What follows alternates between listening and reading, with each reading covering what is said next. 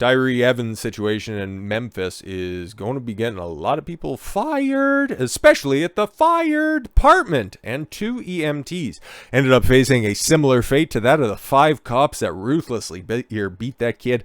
Holy.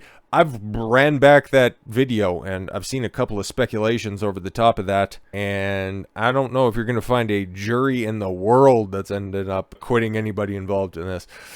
Just hopefully you don't get caught in the eye of Sauron when this story comes around, because it's an unwinnable situation. But it kind of looks like the incompetence goes all the way up to the top in this situation. And Memphis has a problem, because even if you just look at the crime statistics, it is, if it isn't the most, it's definitely in Tennessee, the most violent place. And guess who's in charge of all of the levers of power? I will give you one guess at the letter that's attached to the end of every single official's name.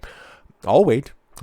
Anyways, Memphis Fire Department fires 2 EMTs and lieutenant called out to fatal Tyre Nichols beating after they violated numerous protocols by ignoring police brutality victim as he lay dying. Need to get the numbers straight, but it wasn't like they were all just standing around for a minute trying to assess the situation, seeing exactly what's going on. They waited minutes, a lot of minutes, just about like a half hour of minutes.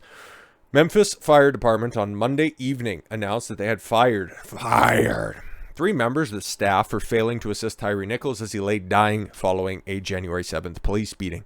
See, this is even where it deviates from old St. Floyd's ascension to the sky, because the moment that the EMT showed up, immediate application of help. In the Tyre Nichols situation, when this guy was all bloody and stuff, they were...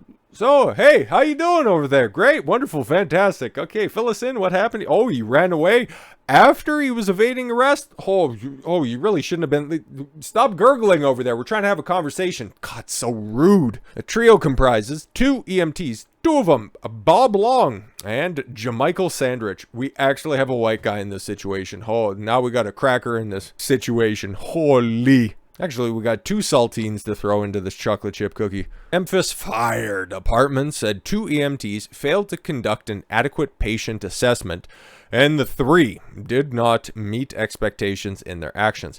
The firing comes hours after a 6th police officer, Preston Hemphill, he's white, if the first name didn't give it away, was told he was losing his job. I don't know what he did wrong in the situation, but I guess we'll probably get into it.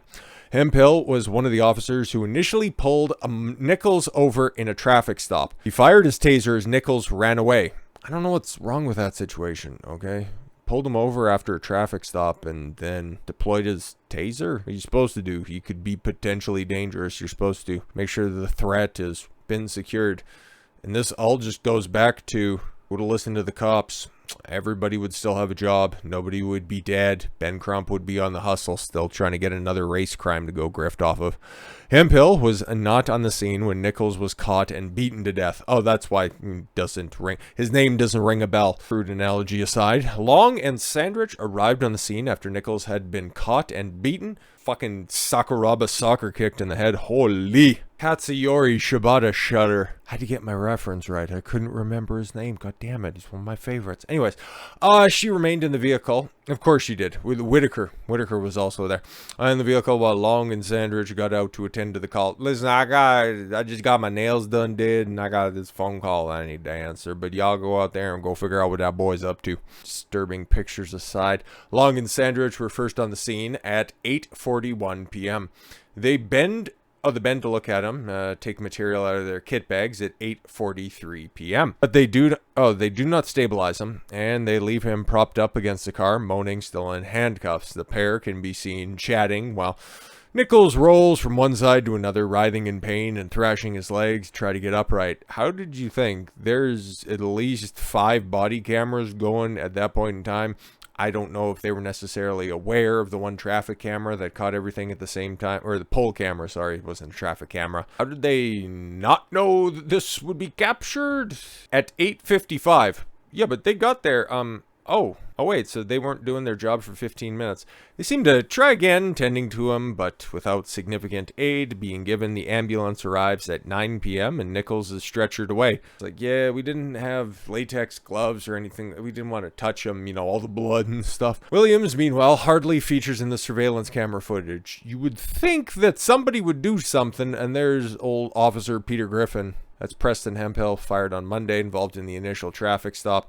Gina Sweat, Memphis fire chief, said the trio had let the fire department down. Not as bad as the police chief. This one's interesting, because I made mention of her name and, just did my same old rigmarole. And it's like, oh my God, what's her fucking name? Oh, Cerelyn. Of course it's Cerelyn. And my skepticism, it was absolved tenfold. Memphis police chief, once fired from Atlanta PD. She was fired from the Atlanta PD and became the chief of police in Memphis, one of the most dangerous, if not the most dangerous cities in the United States, over a botched probe into alleged sex crimes. Well, okay, there's just assaults and murders. I guess there's nothing to do with SA going around in Memphis. What the fuck? Except for that one jogger who was out early morning. She was the chief at that time, right? Yeah. Anyways, a career record of Memphis Police Chief Cerelyn C.J. Davis has come under scrutiny in the wake of Tyre Nichols' death due to police brutality. A report from the Atlanta Journal-Constitution indicates Davis, who became chief of police in 2021, had originally been fired from the Atlanta Police Department after allegedly becoming embroiled in a botched sex crime investigation into the husband of the Atlanta police sergeant. How do you get fired outside of the obvious diversity hire that ended up happening here? I guess I kind of spoiled my own question. But outside of that, how do you have that black mark on your record, no racism, and that you end up getting immediately hired on as police chief? Doesn't make any sense at all. Her career in law enforcement began as a patrol officer in 1986. Wow, she actually looks pretty good for being that old. Until she advanced as commander to the city's Special Operations Section, which included SWAT. Oh, I'm sure she was kicking down doors. Yes. Atlanta PD, open up. Yeah, I'm sure. Mounted patrols, motors, APDs, helicopter unit, vice and narcotics. The botched sex crimes operation allegedly occurred in 2008 while Davis was serving as APD's internal affairs commander. So it was her job to get this right. And she didn't. And Memphis called up. It's like, do we have a job for you? She was reportedly fired alongside another police employee. Per the AJC report, two detectives accused Davis of telling them not to investigate Crane's husband, Terrell Marion T.C. Crane, after the department obtained sexual photos with him with underage girls. Yo! A federal grand jury later indicted T.C. Crane on charges of producing child porn. Great. And she fucked up this investigation. He pleaded guilty to one count in January of 2009. Federal indictment was issued after Atlanta police took no action in the case, though an investigation by the city later pointed to Davis largely for the reason. Okay. Then Chief Richard Pennington first demoted Davis from major to lieutenant. She botched a child porn investigation, and then she just gets a demotion. Sorry? Oh, and then he fired her. Oh, okay. She challenged her firing by the city's Civil Service Board and was ultimately reinstated. Human Resources. What's a black Karen? La Karen? Did she do that shit? Oh my God, I got fired for doing a really bad job. I want my job back so I can continue to do a really bad job, just in a different jurisdiction.